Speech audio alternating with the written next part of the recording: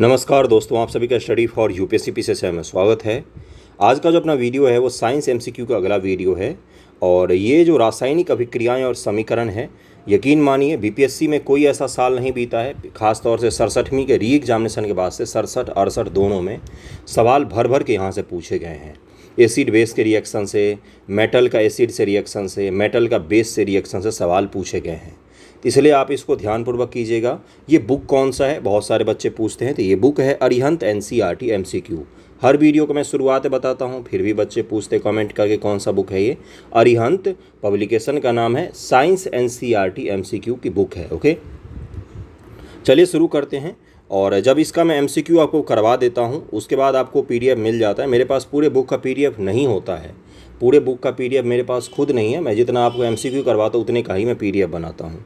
उतना समय नहीं होता है मेरे पास कि मैं पूरे बुक का फ़ोटो खींचकर पीडीएफ बनाऊँ। 200-250 पेज का बुक होता है। ओके, चलिए शुरू करते हैं। रासायनिक अभिक्रियाओं के संदर्भ में निम्न कथनों विचार कीजिए। रासायनिक अभिक्रियाओं में परमाणुओं के आपसी आबंध के टूटने से नए पदार्थों का निर्माण होता है। रासायनिक अभिक्रिया के समय किसी एक तत्व का परमाणु दूसरे तत्व के परमाणु में बदल जाते हैं। इसका आंसर क्या हो जाएगा बताइए मुझे एक बार। सोचिए कि रासायनिक अभिक्रिया होता क्या है, केमिकल रिएक्शन होता क्या है। ओके, तो इसका आंसर क्या हो जाएगा, बी केवल और केवल दूसरा यहाँ पर गलत दिया हुआ है, सही नहीं पूछा गया है आपसे। बाकी पहला जो है वो सही दिया हुआ है। ओके, रासायनिक अभिक्रिया के संदर्भ में कथन 2 सही नहीं है, क्योंकि रासायनिक अभिक्रिया के समय किसी एक तत्व का परमाणु दूसरे तत्व के परमाणु में नहीं बदलता है। अर्थात ना तो कोई परमाणु मिश्रण से बाहर जाता है, ना ही बाहर से मिश्रण में आता है। कोई परमाणु बदल नहीं जाता है, परमाणु तो वही रहता है। ओके, आयनिक बंधन, आयन जो बॉन्ड होते हैं उनके बारे में बताना है आपको। के निर्माण हेतु आवश्यक परिस्थिति के संदर्भ में निम्नलिखित पर विचार कीजिए। आयनिक बॉन्ड जो बनते हैं तो उनके लिए कौन कौन से कंडीशंस चाहिए होते हैं। इसके निर्माण में एक तत्व विद्युत ऋणात्मक होना चाहिए, एक तत्व जो है विद्युत ऋणात्मक होना चाहिए। असत्य कथन आपसे पूछा गया है। एक तत्व के अंतिम कक्षा में, जो सबसे अंतिम कक्षा होता है, उसमें 5, 6, 7 इलेक्ट्रॉन होने चाहिए तथा दूसरे तत्व के अंतिम कक्षा में 1, 2 और 3 इलेक्ट्रॉन होना चाहिए क्रमशः। तो इसका आंसर क्या हो जाएगा, पहला यहाँ पर असत्य दिया हुआ है, पहला असत्य है, बाकी दूसरा यहाँ पर बिल्कुल सत्य दिया हुआ है। आयनिक बॉन्ड के निर्माण हेतु आवश्यक परिस्थितियों के संदर्भ में कथन 1 असत्य है, क्योंकि आयनिक बॉन्ड के निर्माण में एक तत्व विद्युत ऋणात्मक तथा एक तत्व विद्युत धनात्मक होना चाहिए। ये चीज़ क्लियर हो गया होगा। अगला है कि सत्य कथन है दूसरा, क्योंकि एक तत्व के अंतिम कक्षा में 5, 6 और 7 इलेक्ट्रॉन, जबकि दूसरे तत्व के अंतिम कक्षा में 1, 2 और 3 इलेक्ट्रॉन होने चाहिए, जिससे अष्टक पूर्ण हो जाए। अष्टक ही तो हमें पूर्ण करना होता है। अष्टक पूर्ण होने से क्या होता है, बॉन्ड की जो अभिक्रिया है वो पूरी की पूरी कंप्लीट हो जाती है। सहयोजी यौगिकों के संदर्भ में निम्न कथनों विचार कीजिए। सहसंयोजी यौगिक के बारे में बताना है आपको। सहसंयोजी यौगिकों में प्रबल अंतर आणविक आकर्षण बल होते हैं। अंतर आणविक आकर्षण बल होते हैं। NH3CH4 आदि सहसंयोजिक यौगिक के उदाहरण हैं। उपयुक्त में से कौन से कथन असत्य हैं, तो देखिए यहाँ पर क्या दिया हुआ है कि पहला केवल असत्य है, दूसरा जो है वो सत्य दिया हुआ है। मैं पढ़ देता हूँ जिससे आपको समझ में आ जाए। सहसंयोजी यौगिक के संदर्भ में कथन 1 असत्य है, क्योंकि सहसंयोजी आबंध वह रासायनिक आबंध है जिसमें परमाणु के मध्य इलेक्ट्रॉन का साझा होता है। सहसंयोजिक यौगिक के प्रमुख उदाहरण कौन से हैं, तो NH3CH4 जो होता है ये इसके उदाहरण होते हैं। ओके, इसको ध्यान में रखिएगा आप लोग। आयनिक यौगिकों से संबंधित निम्न कथनों पर विचार कीजिए। आयनिक यौगिक अल्कोहल में अविलेयी होते हैं। अल्कोहल जो होता है आपका OH ग्रुप के सदस्य होते हैं, उसमें अविलेयी होते हैं। ठोस अवस्था में आयनिक यौगिक विद्युत के उत्तम चालक होते हैं। ठोस अवस्था में जो आयनिक यौगिक होते हैं वो इलेक्ट्रिसिटी के कंडक्टर होते हैं। यही पूछा गया आप कौन सा असत्य है ये आपको बताना है। इसमें से गलत पूछा गया आपसे, गलत कौन सा है इसमें, तो देखिए दूसरा स्टेटमेंट यहाँ पर गलत दिया हुआ है। सी आंसर हो जाएगा इसका सी ही आंसर होना चाहिए। आयनिक यौगिकों से संबंधित कथन 2 असत्य है, क्योंकि आयनिक ठोसों में ठोस अवस्था में जो आयन होते हैं परंतु स्वतंत्र अवस्था में नहीं होने के कारण विद्युत का चालन नहीं करते हैं। देखिए आयनिक चार्ज होगा या इलेक्ट्रॉनिक चार्ज होगा, जब वो मुक्त अवस्था में होगा तभी उससे इलेक्ट्रॉन का प्रवाह होता है और क्या होता है, विद्युत धारा बह सकती है।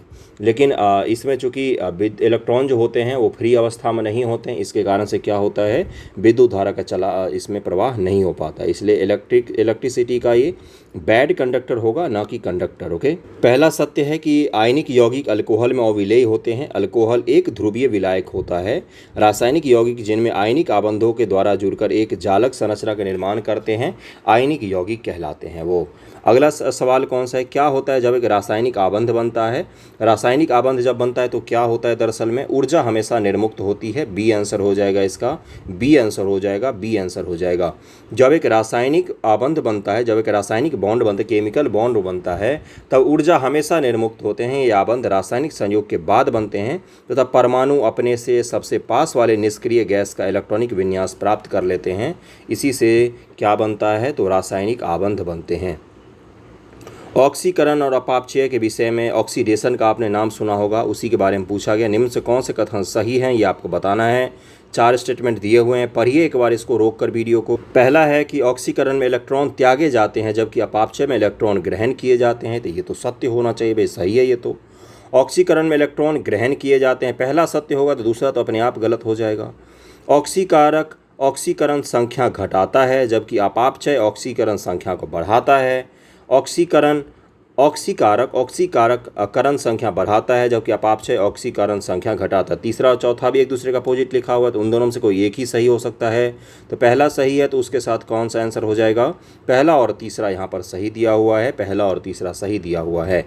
ऑक्सीकरण ऑक्सीडेशन और अपापचयन का मतलब होता है, अपचयन का मतलब रिडक्शन के विषय में कथन 1 और 3 सही हैं। पदार्थ द्वारा ऑक्सीजन या अन्य ऋण विद्युत तत्व जो या मूलक को ग्रहण करना अथवा हाइड्रोजन या अन्य धन विद्युत तत्व को त्यागने की प्रक्रिया ऑक्सीकरण कहलाती है। जब आप क्या करते हो, ऑक्सीजन को ग्रहण करते हो और हाइड्रोजन का त्यागते हो तो ये क्या कहलाती है, ये ऑक्सीडेशन की अभिक्रिया कहलाती है। ऑक्सीडेशन का अभिक्रिया याद रहेगा आपको, जब भी आप ऑक्सीजन की ग्रहण करते हैं और आप हाइड्रोजन का त्याग करते हैं तो वो क्या कहलाता है, ऑक्सीडेशन। पदार्थ द्वारा हाइड्रोजन या अन्य धन विद्युत तत्व को ग्रहण करने अथवा ऑक्सीजन या अन्य ऋण विद्युत तत्व को त्यागने की प्रक्रिया अपचयन कहलाती है। हाइड्रोजन जब आप लेते हो और ऑक्सीजन को जब आप त्याग करते हो कोई भी पदार्थ के द्वारा, तो वो क्या कहलाता है, रिडक्शन का प्रोसेस कहलाता है। ऑक्सीडेशन में ऑक्सीजन को ले रहे हैं, रिडक्शन में ऑक्सीजन को छोड़ रहे हैं। तो इसको ज़रूर ध्यान में रखिएगा, ये दोनों इंपॉर्टेंट होते हैं। ऑक्सीडेशन और रिडक्शन इंपॉर्टेंट टॉपिक होते हैं। ऊंचाई की जगहों पर पानी 100 डिग्री सी के नीचे के तापमान पर क्यों उबलता है, सीधा सीधा पूछा जाता है ये सब सवाल। यूपीपीएससी प्री 1995 का है, लेकिन बीपीएससी में भी ये सवाल पूछा जा सकता है आपसे पीटी में। 100 डिग्री सी के नीचे तापमान पर क्यों उबलने लग जाता है, क्योंकि वहाँ पर क्या होता है, प्रेशर कम होता है एयर का, क्योंकि वायुमंडलीय दबाव कम हो जाता था, उबलने का बिंदु नीचे आ जाता है, इसीलिए वहाँ पर खाना पकाना बड़ा ही कठिन काम होता है। कहाँ पर, तो ऊंचाइयों पर। ऊंचाई पर जाने पर जल पर लगने वाले वायुमंडलीय दाब में कमी होने के कारण जल कम ताप यानी कि 100 डिग्री के नीचे पर ही उबलने लग जाता है। इसी कारण ऊंचाई पर जाने पर खाना भी देर में से पकता है, क्योंकि अंतः जल का क्वथनांक जो है वो घट जाता है, पानी जल्दी से इवेपोरेट हो जाएगा आपका, क्योंकि वहाँ पर एयर प्रेशर जो होता है वो कम होता है। एयर प्रेशर के कारण क्या होता है, पानी का बॉइलिंग पॉइंट जो होता है वो अधिक हो जाता है। अगर एयर प्रेशर अधिक है तो बॉइलिंग पॉइंट भी उसका अधिक होगा। एयर प्रेशर कम है तो जल्दी इवेपोरेट हो जाएगा वो, उसका बॉइलिंग पॉइंट कम हो जाता है। तो इसको ज़रूर ध्यान में रखिएगा। निम्न कथन व कारण को पढ़िए और उसके बाद बताना है आपको। नमक व बर्फ़ के मिश्रण से 0 डिग्री सी से नीचे का तापमान प्राप्त होता है। नमक और बर्फ़ को कभी आपने मिलाया है क्या, उससे क्या होता है, 0 डिग्री से नीचे का तापमान प्राप्त होता है क्या। नमक बर्फ़ के हिमांक को बढ़ा देता है। इसका आंसर क्या हो जाएगा, इसका आंसर हो जाएगा, देखो भाई ए तो सही है लेकिन आर यहाँ पर गलत दिया हुआ है। मेरे हिसाब से सी आंसर होना चाहिए इसका। ए सही है किंतु आर गलत दिया हुआ है। कथन ये सही किंतु आर गलत है। अपद्रव्यों इम्प्योरिटीज़ को मिलाने पर द्रव का क्वथनांक बढ़ जाता है जबकि गलनांक सामान्यतः कम हो जाता है। 0 डिग्री सी पर पिघलने पर बर्फ़ में यदि कुछ नमक सोडा आदि मिलाते हैं तो बर्फ़ का गलनांक 0 डिग्री सी से घटकर -22 डिग्री सी तक कम हो जाएगा। ऐसे मिश्रण को हिम मिश्रण कहा जाता है। जल अणुओं के मध्य कौन सा आबंध विद्यमान होता है, जल अणुओं के मध्य में हाइड्रोजन आबंध विद्यमान होता है। हाइड्रोजन बॉन्ड बनता है, हाइड्रोजन बॉन्ड होता है, जल अणुओं के बीच में हाइड्रोजन बॉन्ड होता है। और एक चीज़ को सुनिएगा, जब आप जो आइसक्रीम आप खाते हैं तो आइसक्रीम में लकड़ी के जो स्ट्रॉ हैं या डंडे हैं वो क्यों यूज़ किए जाते हैं, जिसके ऊपर आपको आइसक्रीम दिया जाता है वो लकड़ी का क्यों होता है? क्योंकि उससे क्या होता है, उसमें भी सेलुलोज होता है लकड़ी में, और जो आप आइसक्रीम खाते हो उसमें भी होता है। इसके कारण से क्या बन जाता है, वहाँ पर हाइड्रोजन बॉन्ड बनता है, जिसके कारण से जो है वो आइसक्रीम लकड़ी पर से फिसल के गिरती नहीं है। अगर उसी को आपको स्टील पर दिया जाएगा या मेटल पर दिया जाएगा तो फिसल जाएगी आइसक्रीम। क्यों? क्योंकि वहाँ पर हाइड्रोजन बॉन्ड नहीं बनता है। तो ये कुछ एप्लीकेशन को ध्यान में रखिएगा, सवाल यहाँ से कनेक्ट करके पूछे जा सकते हैं। जल अणुओं के मध्य हाइड्रोजन आबंध विद्यमान होता है। एक जल अणु अधिकतम 4 हाइड्रोजन आबंध बना सकते हैं, हाइड्रोजन बॉन्ड बोलते हैं जिनको। निम्न कथनों पर विचार कीजिए, एप्लीकेशन बेस्ड सवाल है, जरा ध्यानपूर्वक कीजिएगा। परमाणु द्रव्य की सबसे बड़ी इकाई है। परमाणु द्रव्य की सबसे बड़ी इकाई है। अभिकारक अणुओं का कुल द्रव्यमान उत्पादक अणुओं के कुल द्रव्यमान के बराबर होता है। द्रव्य को न तो उत्पन्न किया जा सकता है न ही इसको नष्ट किया जा सकता है। कौन सा कथन सही नहीं है? द्रव और द्रव्य में फर्क होता है। द्रव का मतलब होता है लिक्विड, द्रव्य का मतलब होता है वस्तु। ओके, 10 का आंसर क्या हो जाएगा? सी केवल और केवल पहला यहाँ पर गलत दिया हुआ है, बाकी यहाँ पर दूसरा और तीसरा जो है वो सही दिया हुआ है। क्योंकि डाल्टन के अनुसार पदार्थ का सूक्ष्मतम कण परमाणु होता है, किंतु अब पूर्णतः प्रमाणित हो चुका है कि परमाणु कई प्रकार के अति सूक्ष्म कणों के संयोग से बनता है, इसलिए पहला स्टेटमेंट जो है वो गलत दिया हुआ था। समांगी अभिक्रिया में निम्न कथनों विचार कीजिए। अभिकारक समान भौतिक प्रवस्था में पाए जाते हैं। जब अभिकारकों की सांद्रता उत्पादों से अधिक हो तो अभिक्रिया अग्र दिशा में अग्रसरित होती है। बताइए 11 का आंसर क्या हो जाएगा? समांगी अभिक्रियाओं के बारे में पूछा गया है आपसे, इसका आंसर हो जाएगा सी, यानी कि दोनों के दोनों स्टेटमेंट सही हैं। होमोजीनस रिएक्शन के बारे में आपसे पूछा गया, तो होमोजीनस रिएक्शन में क्या होता है? अभिकारक जो होते हैं वो समान भौतिक अवस्था में होते हैं। अगर एक अगर सॉलिड है तो दूसरा भी सॉलिड होगा, एक लिक्विड है तो दूसरा भी लिक्विड होगा, इसी को समान भौतिक अवस्था कहा जाता है। अगर नहीं समझ में आ रहा है, नई सवाल हल हो रहे हैं तो उसको लेकर टेंशन नहीं लेना है, आप सीख रहे हैं और यही आपको कॉन्सेप्ट अगर याद रहेगा तो आप एग्जामिनेशन में उसको कर ले जाएंगे। इसलिए मूल रूप से फोकस रखिए सीखने पर। एमसीक्यू का क्या है वो तो आप कर ही लेंगे, फिर से दोबारा देख लीजिएगा, याद हो जाएगा आपको। ओके, समांगी अभिक्रियाओं में अभिकारक जो रिएक्टेंट होते हैं वो समान भौतिक अवस्थाओं में पाए जाते हैं। जब अभिकारकों की सांद्रता कंसंट्रेशन उत्पादों से अधिक हो तो अभिक्रिया अग्र दिशा में अग्रसरित होता है। जब अभिकारकों की कंसंट्रेशन उत्पादों से कम हो तो अभिक्रिया पीछे के रिवर्स डायरेक्शन में चलना शुरू हो जाता है। निम्नलिखित कथनों विचार कीजिए। कुछ अभिक्रियाओं में अभिकारक सूर्य के प्रकाश की उपस्थिति में तीव्रता से अभिक्रिया करते हैं। कुछ ऐसे रिएक्शंस होते हैं जिनमें क्या होता है कि रिएक्टेंट जो है वो सूर्य के प्रकाश में तीव्रता से रिएक्शन करते हैं। क्या ये सत्य हो सकता है? उदासीनीकरण अभिक्रिया उत्क्रमणीय अभिक्रिया का एक उदाहरण होता है। तो 12 का आंसर क्या हो जाएगा? केवल और केवल दूसरा यहाँ पर गलत दिया हुआ है, पहला बिल्कुल सही दिया हुआ। कुछ ऐसे तो अभिक्रियाएं होती ही हैं जो सूर्य के प्रकाश की उपस्थिति में तेज हो जाती हैं।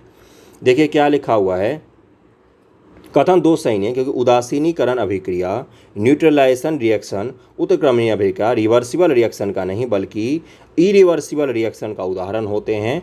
जो आपका न्यूट्रलाइजेशन वाले रिएक्शन होते हैं ये इरिवर्सिबल रिएक्शन के उदाहरण होते हैं। वे अभिक्रिया जो केवल एक ही दिशा में चलती है, अर्थात जिनके क्रियाकारक रिएक्टेंट क्रिया करके प्रोडक्ट भी तो बना लेते हैं, लेकिन उनका प्रोडक्ट पुनः क्रिया करके जो सामान है जो रिएक्टेंट था वो नहीं बना सकते हैं। तो इन्हीं को क्या कहा जाता है? अनुत्क्रमणीय इरिवर्सिबल। उसको रिवर्स आप नहीं कर सकते हो। H2O से आपने H और हाइड्रोजन और ऑक्सीजन से आपने H2O तो बना लिया, लेकिन H2O से अगर आप हाइड्रोजन और ऑक्सीजन नहीं बना पाएंगे तो इसको इरिवर्सिबल कहा जा सकता है। ऐसा चीज़ जिसको हम फिर से बैक में जाकर उसको इरिवर्स नहीं कर सकते हैं, अनडू नहीं कर सकते हैं। और कितनी सिंपल भाषा में बताऊं, अब तो अंग्रेजी में भी अगर आपको दिक्कत होता है तो फिर साइंस आपको समझने में थोड़ी सी कठिनाई हो सकती है। अगला क्या है? अगला देखते हैं कि किसी अभिक्रिया में भाग लेने के लिए अभिकारकों के द्वारा आवश्यक न्यूनतम ऊर्जा की मात्रा क्या कहलाती है? उसको सक्रिय ऊर्जा कहते हैं। देखिए किसी भी रिएक्टेंट को अगर किसी इक्वेशन से किसी रिएक्शन में भाग लेना है तो उसको एक ऊर्जा चाहिए होता है, तो जो न्यूनतम ऊर्जा चाहिए उसी को कहा जाता है सक्रियन ऊर्जा, उसको कहा जाता है। ओके, देखिए यहाँ पर दिया हुआ है, इस शब्द का सर्वप्रथम प्रयोग स्वीडन के वैज्ञानिक आर्नेनियस ने किया था। सक्रियन ऊर्जा का मात्रक किलो कैलोरी पर मोल, इसे प्रायः EA से निरूपित किया जाता है। निम्न से वह यौगिक कौन सा है जिसमें आयनिक सहसंयोजी तथा उपसहयोजी बंध उपस्थित हैं? तो ये है आपका NH4Cl। NH4Cl इस तरह से बन सकता है। NH4Cl में आयनिक बॉन्ड, सहसंयोजी और उपसहसंयोजी ये सभी बॉन्ड जो होते हैं उपस्थित होते हैं। इसका आंसर क्या हो जाएगा? NH4Cl हो जाएगा। अगले सवाल पर चलते हैं हम लोग। अगला सवाल है, निम्नलिखित कथनों विचार कीजिए। धात्विक आबंध आकर्षण बल होता है, जो मेटेलिक बॉन्ड होते हैं वो आकर्षण बल होते हैं। यह इलेक्ट्रॉन की साझेदारी के कारण बनते हैं। इलेक्ट्रॉन जो धात्विक आबंध के निर्माण में भाग लेते हैं, और उपयुक्त में से कौन सा कथन सही है? तो तीनों स्टेटमेंट यहाँ पर सही दिया हुआ है। दिए हुए तीनों कथन सही है। जो धात्विक बंध एक प्रकार का रासायनिक बंध है जो धातु में चालक इलेक्ट्रॉन की साझेदारी के कारण से बनता है। यह बंध धनात्मक आवेशित धातु आयनों का मध्य उत्पन्न होता है तथा इसमें इलेक्ट्रॉन भी भाग लेते हैं। आसान सवाल था ये तो। निम्न से कौन सा सहसंयोजी यौगिक है? तो देखिए यहाँ पर पूछा गया सहसंयोजी यौगिक कौन सा है, तो कार्बन टेट्राक्लोराइड जो होता है, CCl4 जो होता है, ये सहसंयोजी यौगिक का उदाहरण होता है। इसको जरूर ध्यान में रखिएगा। कार्बन टेट्राक्लोराइड एक महत्वपूर्ण अध्रुवीय सहसंयोजिक यौगिक होता है, नॉन पोलर कोवलेंट कंपाउंड। सहसंयोजन का मतलब तो पता चल ही गया होगा, अंग्रेजी में कोवलेंट कंपाउंड कहा जाता है उसको।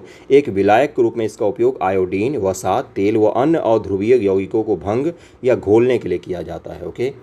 किसी रासायनिक अभिक्रिया में धन उत्प्रेरक की भूमिका क्या है? तो यह उत्पाद की लब्धि को बढ़ाता है। इसका तात्पर्य है पॉजिटिव कैटलिस्ट की बात कर रहा है। कैटलिस्ट का मुख्य रूप से काम क्या होता है बंधुओं? तो रिएक्शन की दर को बढ़ा देता है। तो मुख्य रूप से यही काम होता है उसका। किसी रासायनिक अभिक्रिया में धन उत्प्रेरक उत्पाद की लब्धि को बढ़ाता है। किसी रासायनिक अभिक्रिया की गति किसी पदार्थ की उपस्थिति में बढ़ जाती है तो उसे उत्प्रेरण कहते हैं तथा उस पदार्थ को उत्प्रेरक कहा जाता है। धनात्मक उत्प्रेरक रासायनिक क्रिया के वेग को बढ़ाता है। निम्न अभिक्रिया इसका उदाहरण है। जैसे N2 और 3S2 में अगर आप Fe का यूज कर रहे हैं तो 2NH3 बनेगा, लेकिन यहाँ पर Fe क्या है? तो ये एक उत्प्रेरक का काम करता है, कैटलिस्ट का काम करता है। ओके। अगला सवाल है आपका कि विद्यार्थियों का एक समूह स्कूल प्रयोगशाला में एक प्रयोग के दौरान NaCl के विलयन को AgNO3 के साथ मिश्रित कर देते हैं, लेकिन वो अभिक्रिया के दर को ज्ञात नहीं कर सकते हैं। क्यों? क्योंकि इससे क्या होता है, अभिक्रिया की तीव्रता से समाप्त हो जाती है, जिसका दर ही ज्ञात नहीं किया जा सकता है। विद्यार्थियों के एक समूह स्कूल प्रयोगशाला में एक प्रयोग के दौरान NaCl और AgNO3 के एक साथ मिश्रित कर दे तो अभिक्रिया की तीव्रता समाप्त हो जाती है। इसी कारणवश विद्यार्थी अभिक्रिया के दर को ज्ञात ही नहीं कर सकते हैं। पश्चुरीकरण संबंधित है किससे? तो ये मैंने उस दिन भी आपको समझाया था। ये किससे संबंधित होता है? दूध के निर्जमीकरण से, दूध के निर्जलीकरण से, दूध के किण्वन से, दूध के आसवन से, दूध के, बताइएगा इसका आंसर क्या हो जाएगा? इसका आंसर हो जाएगा ए। दूध के दुग्ध जो होता है उसके निर्जमीकरण से संबंधित होता है पश्चुरीकरण, पश्चुराइजेशन जिसको कहा जाता है। दरअसल इसमें होता क्या है, ये दूध के निर्जमीकरण से संबंधित होता है। पश्चुरीकरण एक ऐसी प्रक्रिया है जिसमें किसी तरल भोज्य पदार्थ को विशेष तापमान पर निर्धारित समय के लिए गर्म करने के बाद तुरंत ठंडा कर लिया जाता है, जिससे इसमें मौजूद सूक्ष्म जीवाणु निष्क्रिय हो जाते हैं। मैंने उस दिन भी समझाया था, जो आप सुधा का या अमूल का दूध वगैरह पैकेट में खरीदते हो, वो इसी प्रोसेस से, पश्चराइजेशन प्रोसेस से गुजरता है। इससे क्या होता है, उसके सारे बैक्टीरिया मरे हुए होते हैं ऑलरेडी। तो अगर आप उसको डायरेक्ट पैकेट में से फाड़ कर और पी लोगे या खा लोगे तो उससे कोई दिक्कत नहीं होता है, क्योंकि वो दूध जो होता है वो सुरक्षित होता है, उससे कोई भी आपको नुकसान नहीं पहुंचेगा। एक चीज़ और समझिएगा, इस प्रोसेस में क्या होता है, पहले दूध को हल्का सा गर्म किया जाता है, उसके बाद उसको अचानक से तीव्रता से बहुत ही चिल्ड वाला कोल्ड कर दिया जाता, ठंडा कर दिया जाता है। इसलिए जब आप दूध की थैली खरीदने आते हैं, ताज़ा ताज़ा दूध जो ट्रक से उतरता है वो सारे के सारे ठंडा क्यों होते हैं? क्योंकि उनको बहुत ही लो टेम्परेचर पर ठंडा किया जाता है, जिससे क्या होता है, उसके सारे के सारे बैक्टीरिया मर जाते हैं और दूध सुरक्षित होता है। उसको गर्म करे बिना भी अगर आप ठंडे दूध को ही पी लेंगे तो कभी कोई नुकसान नहीं पहुँचता है उससे। ओके, इसी को कहा जाता है पश्चराइजेशन का प्रोसेस। संक्षारण अथवा ऑक्सीकरण के संदर्भ में निम्न कथनों पर विचार कीजिए। इसके कारण चांदी के ऊपर काली परत व तांबे के ऊपर हरी परत चढ़ जाती है। तांबे के ऊपर हरी परत आपने देखा है क्या, बताइए? इसी प्रभाव से बचने के लिए चिप्स की थैली में ऑक्सीजन हटाकर उसमें नाइट्रोजन गैस भरी जाती है, जिससे क्या हो, ऑक्सीजन से रिएक्शन न कर जाए। नाइट्रोजन तो रिएक्शन करता ही नहीं है, इसीलिए जो चिप्स आप खरीदते हो 20 रुपये का, तो उसमें नाइट्रोजन ही खरीदते हैं आप 20 रुपये का। दरअसल में चिप्स तो उसमें होता ही है नाम मात्र का। तो 20 का आंसर बताइए मुझे क्या हो जाएगा? इसका आंसर हो जाएगा सी। दोनों को दोनों स्टेटमेंट जो है वो सही दिए हुए हैं, दोनों कथन सही हैं। संक्षारण अथवा ऑक्सीकरण, संक्षारण का मतलब कोरेजन जो होता है, जंग लगना वगैरह सब इसी का उदाहरण होता है। देखिए, लोहे पर जंग लगना, चांदी के ऊपर काली परत, तांबे के ऊपर हरी परत चढ़ना, ये सब इसी के उदाहरण होते हैं। ऑक्सीकरण या उपायचयन के कारण तेल अथवा एवं वसा विकृत गंधी हो जाते हैं, जिससे वसायुक्त अथवा तैलीय खाद्य सामग्री के स्वाद और गंध में परिवर्तन आ जाता है। इसी गंध से बचने के लिए, ऑक्सीडेशन की अभिक्रिया से बचने के लिए, रिडक्शन की अभिक्रिया से बचने के लिए क्या किया जाता है, जो चिप्स वगैरह के पैकेट होते हैं उसमें निष्क्रिय गैस डाल दिए जाते हैं। निष्क्रिय गैस होगा तो क्या होगा, ऑक्सीडेशन की अभिक्रिया नहीं होगी और लंबे समय तक उसका खराब नहीं होता है। लेकिन एक बार जब आप उसको फाड़ देते हैं तब अगर आप वो चिप्स खाते हैं कुछ दिनों बाद में तो वो खराब हो गया रहता है, उसको कभी नहीं खाना चाहिए। ओके, अगला है उपचयनांक, और इधर तत्व दिए हुए हैं और आपसे ऑक्सीडेशन नंबर पूछा गया है। MnO2 में Mn की ऑक्सीडेशन संख्या, H2SO4 में S के ऑक्सीकरण संख्या, CaO में कैल्शियम का ऑक्सीकरण संख्या, NaAlH4 में एल्यूमिनियम का ऑक्सीकरण संख्या आपसे पूछा गया है। एक बार देखिए और मिलान कीजिए इसको। देखिए यहाँ पर जो CaO है इसमें कितना हो जाएगा, 2 ऑक्सीडेशन संख्या है इसका। उसके बाद से क्या हो जाएगा, NaAlH4 में एल्यूमिनियम की ऑक्सीकरण संख्या 3 है। उसके बाद से MnO2 में Mn की ऑक्सीकरण संख्या कितनी है, तो 4 है। और आपका H2SO4 में सल्फ़र की ऑक्सीकरण संख्या कितनी है, ऑक्सीडेशन नंबर तो 6 है। तो 3 4 1 2 इसका आंसर होना चाहिए। देखते हैं एक बार इसका आंसर क्या दिया हुआ है, 3 4 1 2 दिया हुआ है, ए आंसर दिया हुआ है। MnO2 में Mn का ऑक्सीकरण संख्या कितना है, तो आपका 4 था। एक एक को ज्ञात करवा दिया है मैंने, अब आप इसको देखकर निकाल भी सकते हो। वैसे इस तरह के सवाल आते नहीं हैं। तेल में तले हुए खाद्य पदार्थों को खरीदने से, देखिए इसी तरह के सवाल आपसे पूछे जाते हैं एप्लीकेशन बेस्ड।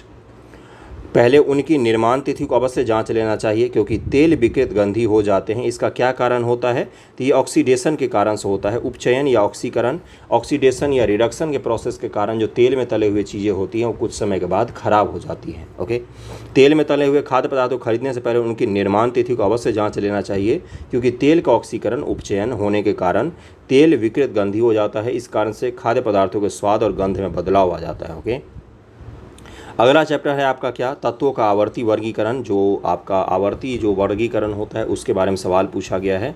मुख्य रूप से ये फैक्चुअल होता है, जो आवर्त पीरियोडिक टेबल जो होता है उससे जुड़े हुए कुछ सवाल हैं, इसको करके जाइए। क्या पता बीपीएससी ने अभी तक पीरियोडिक टेबल से कुछ कम सवाल पूछे हैं, लेकिन क्या पता अगली बार पूछ ले। आधुनिक आवर्त सारणी, मॉडर्न आवर्त सारणी के बारे में, पीरियोडिक टेबल के बारे में निम्न कथनों में से कौन सा सही नहीं है, ये आपको बताना है। तो देखिए यहाँ पर लिखा हुआ है कि धात्विक अभिलक्षण आवर्त बढ़ता है, समूह में नीचे जाने पर यह घटता है। ये यहाँ पर गलत दिया हुआ है। पीरियोडिक टेबल के बारे में है सारा। एक ही समूह के सभी तत्वों की संयोजकता तथा इलेक्ट्रॉनों की संख्या समान होती है, ये सही दिया हुआ है। इसको ध्यान में रखिएगा, पूरी फैक्चुअल है, कुछ समझाने का है ही नहीं इसमें। प्रत्येक आवर्त दर्शाता है कि एक नया कोष इलेक्ट्रॉन से भरा गया है। आवर्त सारणी बाएं से दाएं पे जाने पर परमाणु त्रिज्या घटती है, परमाणु का रेडियस जो है वो घटता है, जबकि समूह में ऊपर से नीचे आने पर परमाणु का आकार जो है वो बढ़ता है। किसी भी समूह में अगर आप बाएं से दाएं जाएंगे तो इलेक्ट्रॉन का जो होगा, परमाणु जो होगा उसकी रेडियस घट जाती है, लेकिन ऊपर से नीचे आने पर क्या होता है, परमाणु का आकार जो है वो बढ़ता जाता है। ये बस याद करना है और इसमें कुछ है ही नहीं।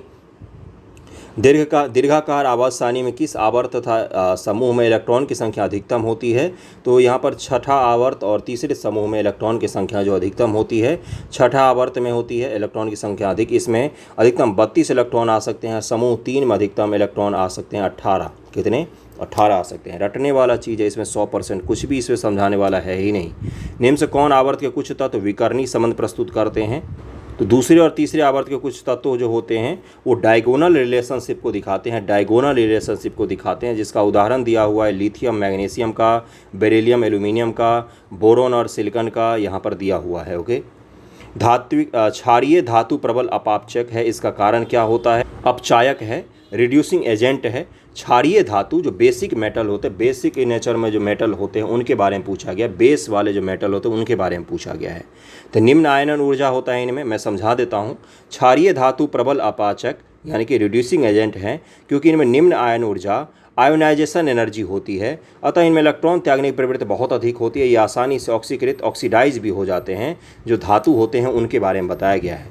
निम्न कथनों में से कौन सा सही कथन है ये बताना है आपको। देखिए यहाँ पर क्या दिया हुआ है, समूह ऊपर से नीचे जाने पर हाइड्राइडों की अपाचक क्षमता बढ़ती है।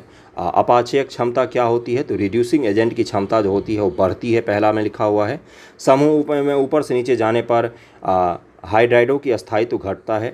समूह में ऊपर से नीचे जाने पर हाइड्राइडों का बंध कोण घटता है। तो इसका आंसर 1 2 3 दिया हो, मुझे पता है आपको समझ में नहीं आ रहा है, इसको यहीं पर छोड़ते हैं। अगले वीडियो से अगले टॉपिक से शुरू करेंगे, क्योंकि इस PDF में यहीं तक था। इसका PDF मैं अभी आपको दे दूंगा और आप यहाँ से कर लीजिएगा। वैसे कुछ सवाल ऐसे हैं जो आपको मैं करवा देता हूँ। देखिए यहाँ पर क्या लिखा हुआ है, पृथ्वी का ऑक्सीजन के बाद सबसे अधिक उपलब्ध मूल तत्व कौन सा है? तो ये है आपका सिलिकॉन है मूल तत्व ऑक्सीजन के बाद। अगला है आपका निम्न में से किस तत्व की विद्युत धनात्मकता सर्वाधिक होती है? तो यहाँ पर सीजियम की सर्वाधिक होती है। दिए गए तत्वों में सर्वाधिक विद्युत धनात्मकता जो होती है वो सीजियम की होती है। सीजियम क्षारीय समूह का धातु होता है। किस समूह का? तो क्षारीय समूह का धातु होता है। ओके, अगला सवाल है, निम्न से किस में रंगीन आयन बनाने की क्षमता सबसे अधिक होती है? इसी तरह के सवाल पूछे जाते हैं। तो डी ब्लॉक के तत्वों में जो होती है वो रंगीन आयन बनाने की क्षमता सर्वाधिक होती है। डी ब्लॉक के तत्वों में रंगीन आयन जो होते हैं वो बनाने की क्षमता सर्वाधिक होती है। अगला सवाल, निम्नलिखित में कौन सा कथन क्षारीय धातु का विशेष गुण नहीं है? तो आयनन विभव का उच्च होना यही इनका विशेष गुण नहीं होता है। आयन विभव का उच्च होना क्षारीय धातु का विशेष गुण नहीं है। इनका आयन विभव जो होता है वो निम्न होता है। आयोनाइजेशन पोटेंशियल की बात हो रही है।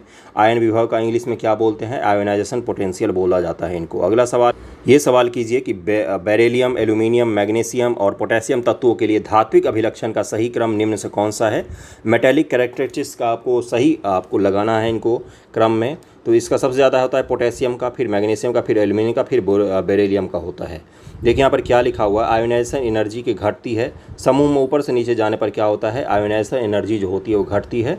पोटेशियम का आयोनाइजेशन एनर्जी होती है वो सबसे ज़्यादा होती है। तो इसको ज़रूर ध्यान में रखिएगा और ये घटते क्रम में था। अगला सवाल जो है ये BPSC में पूछा गया है, निम्न से कौन सा मूल तत्व है? तो मूल तत्व हीरा है इसमें से, बाकी इनमें से कोई भी मूल तत्व नहीं है। हीरा एक मूल तत्व है क्योंकि रासायनिक रूप से यह कार्बन का शुद्धतम क्रिस्टलीय अपरूप होता है। रेत मुख्य रूप से सिलिका, ऑक्सीजन O2, संगमरमर और मुख्य रूप से कैल्शियम, कार्बन और ऑक्सीजन तथा शक्कर मुख्यतः कार्बन, हाइड्रोजन और ऑक्सीकरण के यौगिक से बनता है। बाकी सभी किसी न किसी के यौगिक से बने हुए चीज़ें हैं, लेकिन हीरा जो है ये विशुद्ध रूप से कार्बन का एक अपरूप होता है। अगला सवाल है आपका, निम्न से कौन से तत्व की विद्युत ऋणात्मकता सर्वाधिक होती है? तो कार्बन की विद्युत ऋणात्मकता जो होती है वो सबसे ज़्यादा होती है। नीचे दिए गए विकल्पों में कार्बन की विद्युत ऋणात्मकता इलेक्ट्रोनिगेटिविटी सर्वाधिक होती है। किसी परमाणु द्वारा सहसंयोजी बंध में प्रयुक्त इलेक्ट्रॉन युग्मों की तुलनात्मक रूप से आकर्षित करने की प्रवृत्ति को ही विद्युत ऋणात्मकता कहते हैं। आवर्त में बाएं से दाएं जाने पर विद्युत ऋणात्मकता बढ़ती है, जबकि समूह में ऊपर से नीचे जाने पर विद्युत ऋणात्मकता जो होती है, इलेक्ट्रोनिगेटिविटी जो होती है वो घट जाती है। तो यहीं तक था आज का वीडियो। मैंने कोशिश किया है कि इस चैप्टर से भी गिन चुन के आपको अच्छे अच्छे सवाल करवा दिए जाएं। बाकी जो इसके सवाल हैं वहाँ से सवाल सामान्यतः पूछे नहीं जाते। Okay, thank you so much आप सभी का।